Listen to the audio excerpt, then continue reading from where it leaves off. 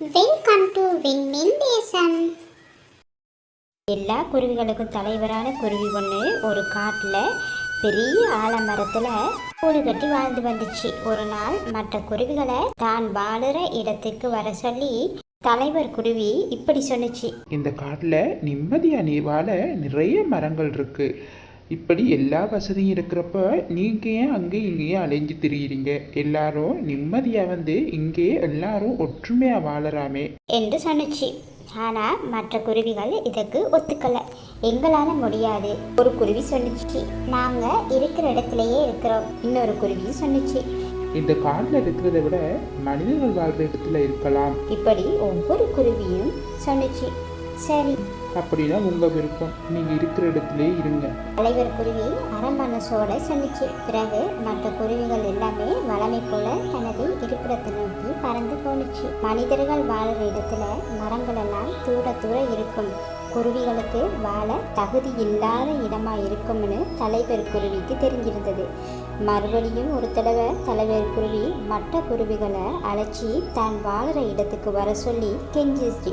ஆனால் மற்ற குருவிகள் இதற்கு சம்மதிக்கலை. எங்களுக்கு விருப்பமான இடத்துல எங்களை இருக்க விடுங்க, எங்களால் இந்த காட்டில் வந்து வாழ முடியாது. இந்த காட்டில் வாழ்கிறத விட நாங்கள் இருக்கிற இடத்துல பாதுகாப்பாக தான் இருக்கோம் என்று சொல்லிட்டு பறந்து போனுச்சுங்க. மற்ற குருவிகள் செய்ய வேற வழி இல்லாமல் மற்ற குருவிகள் பறந்து போகிறத பார்த்து கொண்டே இருந்துச்சு தலைவர் குருவி.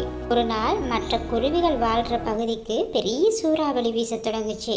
சூறாவளிக்கு மரங்கள் எல்லாம் முறிஞ்சி விழுந்து வீடுகள் எல்லாம் சேதமாயிடுச்சு. இந்த குருவிகளும் இந்த சூறாவளிக்கு முகம் கொடுக்க வேண்டிய சூழ்நிலை ஏற்பட்டுச்சு. சூறாவளியின் வேகம் குறையிற வர மரண பயத்தோடு பார்த்து கொண்டு இருந்துச்சு இந்த குருவிகள். ஆனால் தலைவர் குருவி வாழ்ந்த காட்டில் சூறாவளி வீசினாலும் பெரிய பாதிப்பு இருக்கலை. ஏன்னா அங்கே மரங்கள் எல்லாம் கிட்ட இருந்தனால மரங்கள் முறிஞ்சி விழவும் இல்லை. சூறாவளியோட வேகம் குறைஞ்சதும் மற்ற குருவிகள் எல்லாம் சேர்ந்து உடனே தனது தலைவரை பார்க்க காட்டை நோக்கி புறப்பட்டுச்சு. தலைவர் குருவியை சந்திச்சு, எங்களை மன்னிச்சிருங்க, உங்கள் பேச்சை கேட்காம போனதுக்கு இந்த சூறாவளி நல்ல உயிர் பயத்தை காட்டிடுச்சு. எங்களை தயவு செய்து மன்னிச்சிருங்க. மறுபடியும் நாங்கள் எல்லாரும் இந்த காட்டிலே வாழ்கிறோம்.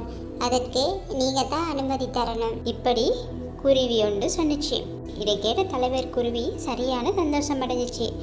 தலைவர் குருவி இப்படி சொன்னிச்சு, எல்லாரும் சந்தோஷமா ஒன்றா இருக்கிறது தான் என்னோட விருப்பம்.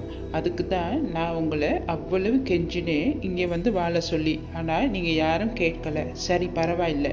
இப்போ சரி, மனம் திறந்தி எல்லாரும் வாழ ஒத்துக்கிட்டீங்களே, அதுவே பெரிய விஷயம். இந்த காட்டிலேயே நம்ம எல்லாரும் சந்தோஷமாக வாழலாம் அப்படின்னு தலைவர் குருவி சொல்லி ரொம்ப சந்தோஷப்பட்டுச்சு.